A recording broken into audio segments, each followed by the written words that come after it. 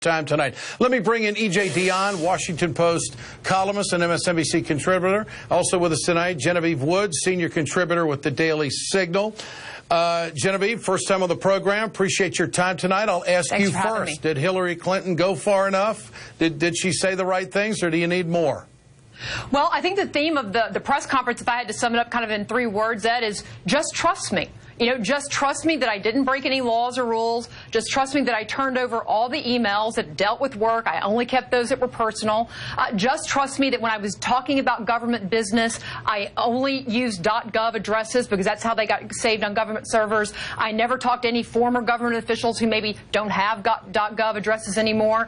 I mean, that's the problem, I think, with her statement. And I think for folks, Ed, like you and probably many people watching this show and a lot of Democrats, they do trust Hillary.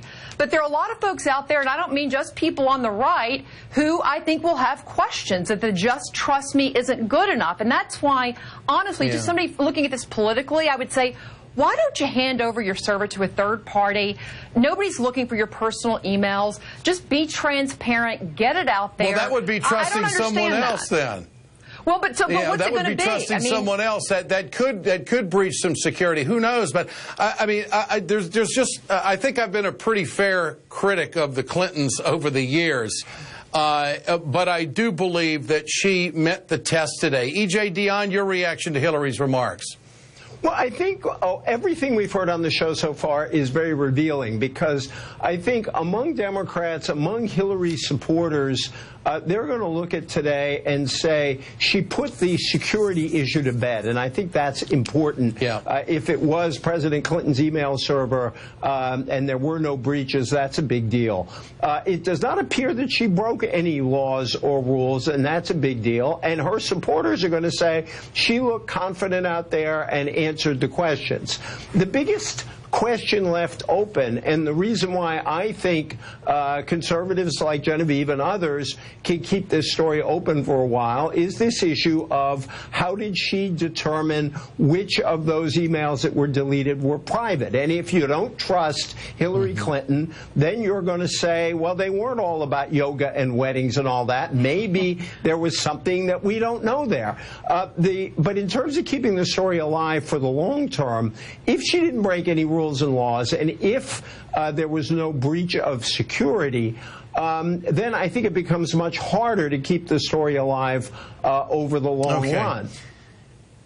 And Genevieve, looking at it this way, do you think that there were any laws broken? I'll give you that opening. Where could we go to find a law that was broken?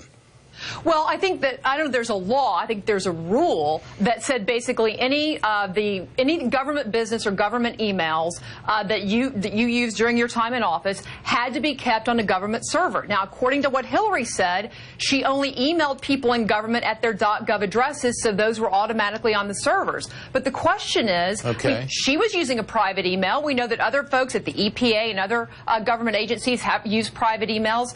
And we also know that she talks to people that don't just work at the State Department or in government, lobbyists, people in other countries.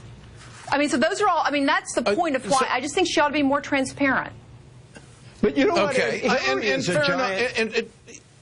Could I just say, Hillary is a big Rorschach test, and that if people fundamentally trust her and think that she would be a good president, they're going to hear this and they're going to say, why are they chasing this? There's no proof she did anything wrong and she broke the law.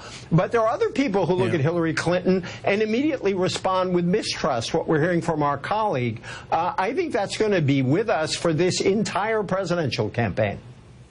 Well, why would she risk it? She comes out today and goes pretty far, I think.